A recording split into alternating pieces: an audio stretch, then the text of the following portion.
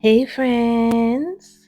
I know it's been a minute, and before we get into anything deep today, I just wanted to say this. I've missed this space. I've missed you all, the DMs, the messages asking when the next episode was coming, the check ins. Thank you, truly. And so, where have I been? My goodness. So, life has been full, not just busy, but like literally full.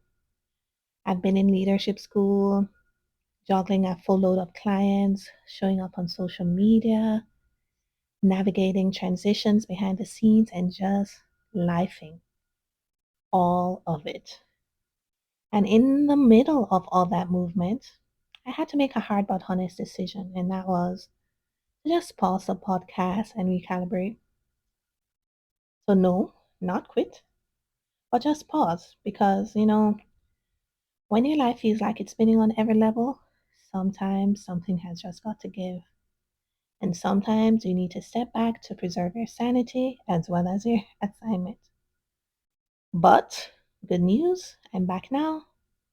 Not because I have more time, honestly, but because I've been reminded that this is part of what God is calling me to in this season.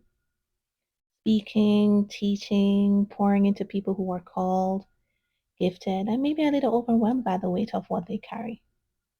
And so today I wanted to talk to the entrepreneur. I want to speak to the builder, the one who knows they're called, but maybe doesn't always feel cut out for it. And so the word that has been floating around is stewardship. Yes, you hear that word a lot in churches or in business circles, but let's just break it down for a minute. To steward something means to take care of what's been given to you. Like it's not actually yours, but you're responsible for it. You know, that business idea, that platform, the vision you keep tucking away in your journal. That was just not a random thing, you know? That's something you're actually called to carry and build. And while we're at it, here's a part that most people don't talk about. Entrepreneurship is not cute. It's not trendy. It's not a vibe. It's a full on discipline. It's becoming someone who can hold the weight of the thing God trusted you with. And that requires growing, pivoting, sometimes crying if we're being honest. And sometimes that looks like starting over. And so for a long time earlier in my business, I was treating part of my business like a side hustle. I'd show up when I had time, I'd market when I feel inspired, I'd create when I had the energy. But here's the thing, y'all. Write this down. You can't expect full time fruit from part time faithfulness. Now, let me say that again for the people in the back. You can't expect full time fruit from part time faithfulness.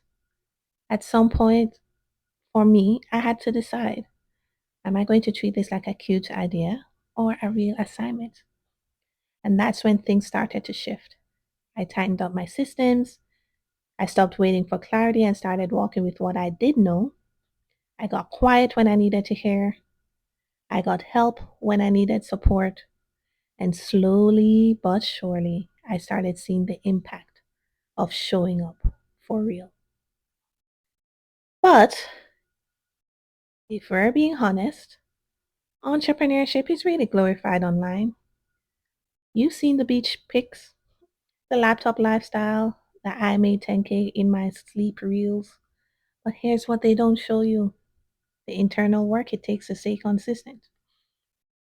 They don't show you the moments you doubt yourself and your calling. They don't show you the awkward pivots, the failed launches, the prayers you whisper like, God, am I really built out for this? They don't show you therapy sessions, the nights you cry because the vision feels too heavy, the joy of helping a client transform right alongside your own burnout creeping in. But that's the real stuff. And it doesn't mean you're not called, it just means you're being formed while you're building.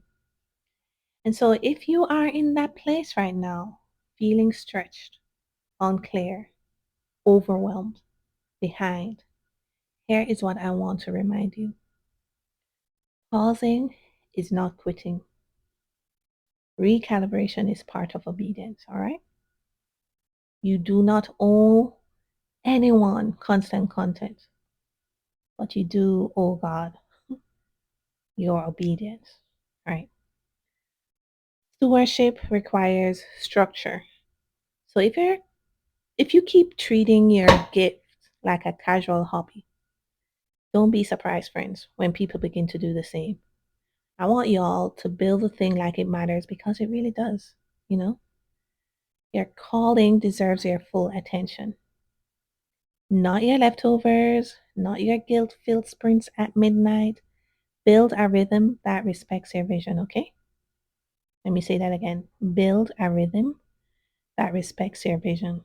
It will make the whole difference. And then finally, you're allowed to grow into the leader your business needs. You may not have it all together, but God is not asking for perfection, just progress with purpose. And so, what now? Now, for myself personally, these are some things that I'm doing. I'm showing up different.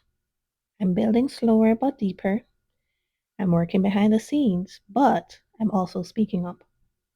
I'm inviting you all to take this journey with me because this space, this podcast, this community, it's about more than content. It's about commitment to what you're really called to do. Friends, you don't need to hustle harder. You need to build better. You don't need another strategy. You need to steward the one you already have. And so here's a quick journal prompt to take with you today. What areas of your life or business have you been treating like a side hustle, even though God has asked you to treat them like a calling? And so, if this episode spoke to you, do me a favor and send it to a friend who's been in building season.